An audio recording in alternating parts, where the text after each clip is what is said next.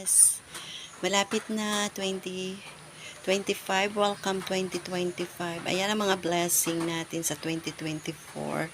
Yan, good health and nagkaraos naman tayo sa loob ng ating 365 days. Ayan, marami man tayo na encounter ng mga sakuna, ang iba na damage ang bahay, pero nandyan pa rin tayo sa ating pananampalataya. Welcome Jesus in my house at saka sa aming tindahan. Ayan, mga biyaya natin na-receive sa ating biyaya. Ayan, sa garden. Ayan nga, ngayon ibibenta na naman natin guys.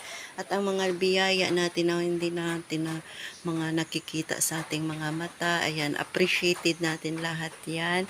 At sa ating mga na-receive pa. Ayan, oh. Binigyan din ako guys ng mga dito sa mga sundalo dito sa aming kapitbahay. Ayan, ayan siya guys ang amin ngayon. Biyaya guys sa kanila yan, bigas. At saka ito, sure naman, share sa blessing. Ayan. Hindi pa ako nakapag-repack ng aking mga ibibigay sa mga bata. Pero may advance na ang mga bata dito.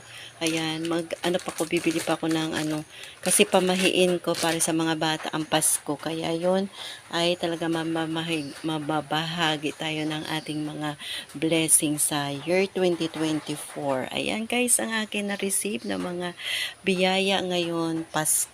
Kaya yan guys, patuloy lang tayo sa ating mga biyaya ng ating mga na-receive ngayong taon. At ang aking importante talaga ay peace and talaga guys, lagi tayong peaceful life and happy life, and God bless sa lahat ng mga mga supporters, sa aking mga viewers. Ayan guys, ang aking vlog for today. Ayan ang lahat ng mga blessing natin, i-appreciate natin. Kayo din nakarelate ng aking mga upload, at paki-share na lang. Hingi ako ng inyong pamasko, share and like guys. Thank you for watching guys, and thank you sa lahat ng mga sa buong mundo. Ayan guys, bye bye and see you.